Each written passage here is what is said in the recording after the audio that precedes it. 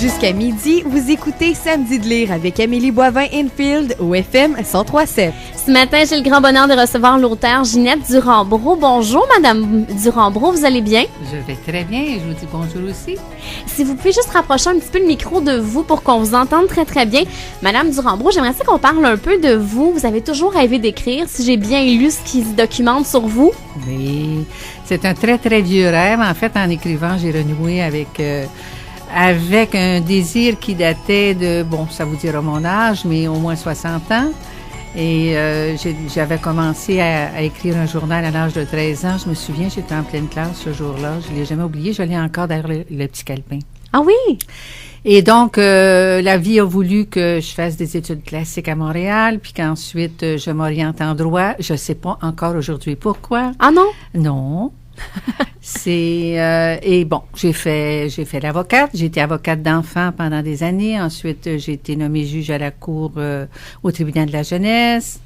Et quand est arrivé le moment de prendre ma retraite en 2006, là, vraiment, j'ai dit, c'est maintenant ou jamais. Je m'y mets. Je savais absolument pas où j'allais. Et puis, un bon matin, je me suis levée, puis je me suis dit, dans le fond, de quoi j'ai envie de parler? J'ai envie de parler de ma grand-mère que j'adorais, de ma mère, de mon père, de la guerre, parce que je suis née en pleine guerre en 42, et de ce que ça a fait comme impact chez nous, dans notre petite ville, un peu partout. Et là, j'ai commencé comme ça, à l'aveugle, sans plan. Alors, j'ai mis 3 ans de recherche, d'écriture. Je l'ai réécrit 3 fois. Il faut le faire quand même. Il faut être persévérant. Oui, c'était un plaisir. Je vous assure que je n'ai jamais su faire en faisant ce livre-là. Il faut dire que je me passionne pour l'histoire et encore plus pour l'histoire de la Deuxième Guerre mondiale, je dirais. Probablement parce que je suis née dans ce contexte-là et que ça m'a imprégnée d'une certaine façon. Et le livre s'appelle « Écris-moi Marie-Jeanne ». « Écris-moi Marie-Jeanne », parce que il y aura tout au long du livre un échange de lettres constant entre Marie-Jeanne, qui est ma grand-mère en réalité, mais pas vraiment, puisque c'est un personnage romancé aussi, et son frère Rodrigue, qu'elle adorait, qui a vraiment existé, et qui a fait la campagne d'Italie.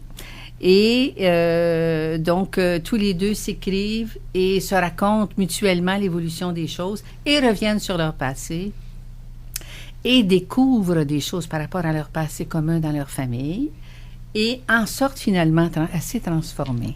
Marie-Jeanne qui est mère de 7 enfants. 7 enfants, un fils qui va faire aussi la guerre. Également. Pas longtemps parce que ça va mal tourner. Et 6 filles.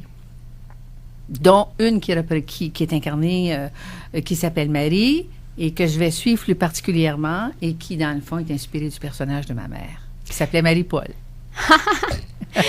Et c'est le fun parce que, mais ce que je lisais dans des documentations que j'ai lues sur le livre, c'est que les lettres qui sont entre Rodrigue et Marie-Jeanne, c'est des lettres que vous avez inventées, qui sont fictives. Toutes, bien sûr.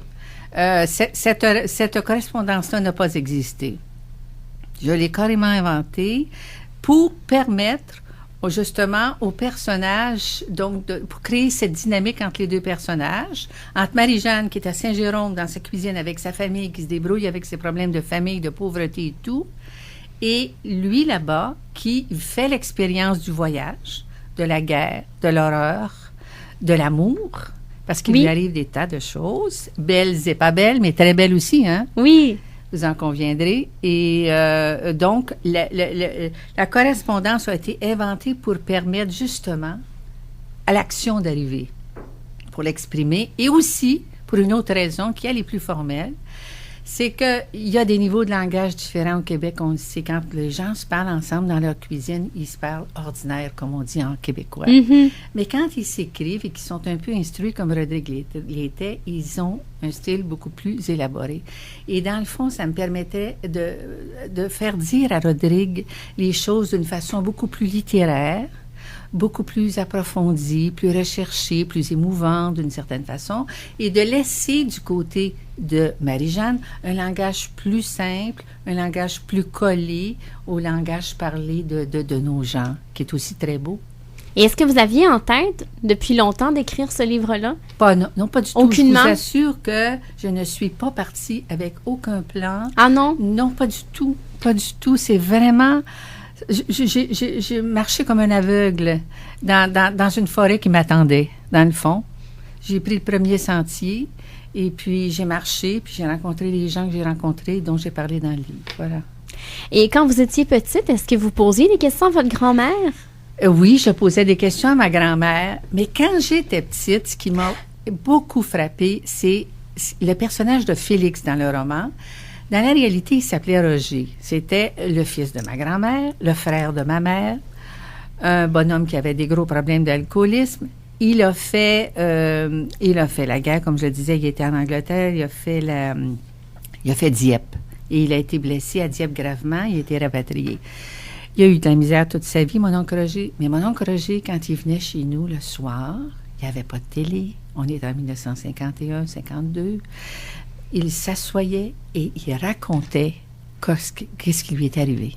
Et là, je vous jure, j'ai jamais vu un film qui m'intéresse autant que ce qu'il racontait. Ah oui? Oui.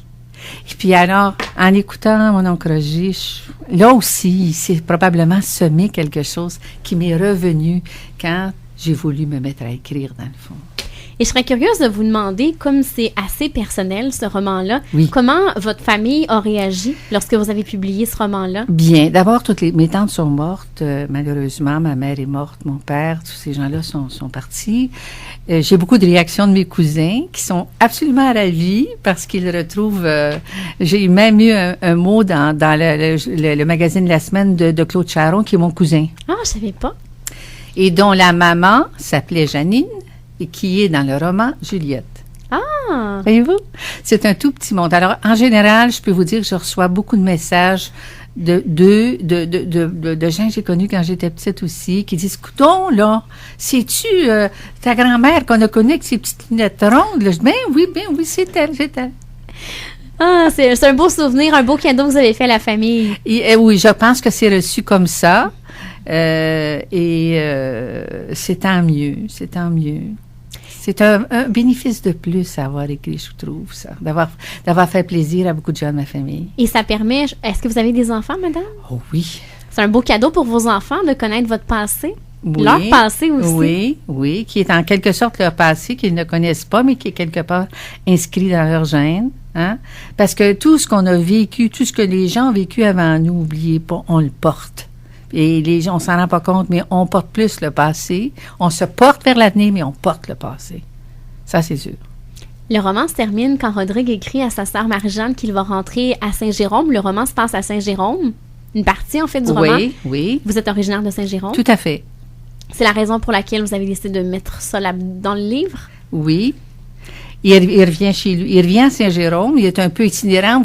Vous savez, vous avez lu, vous savez qu'il est, avant, il était un peu, il est de Saint-Jérôme, bien sûr. Ils sont tous nés à la campagne autour de Saint-Jérôme, ce monde-là. Mais ils vivent tous dans les années 40 à Saint-Jérôme parce qu'ils ont vendu leur terre, parce que Saint-Jérôme est une ville ouvrière qui engage du monde et tout. Bon. Je savais pas, moi, qu'à l'époque, les gens louaient des appartements ou des maisons. Oh, mon Dieu. Ma tante Claire, là, qui est Clarisse dans elle avait des pensionnaires tout le temps. Ma mère a eu des pensionnaires quand on était petite. Il y avait des pensionnaires. C'était un supplément de revenus pour les gens. Et puis, durant la guerre, ils se bâtissaient absolument rien. Hein. Toutes les ressources allaient à la guerre. Même ici. Alors, oui, les logis étaient rares, comme ils disaient. Bien rares. Alors, ils allaient rester chez les uns et les autres. Comme je le raconte dans mon livre, c'est très, très proche de la réalité du temps. Et comme je le disais tout à l'heure, le roman se termine quand Rodrigue rentre. Oui. Est-ce qu'on va avoir une suite? Oui. Ah oui?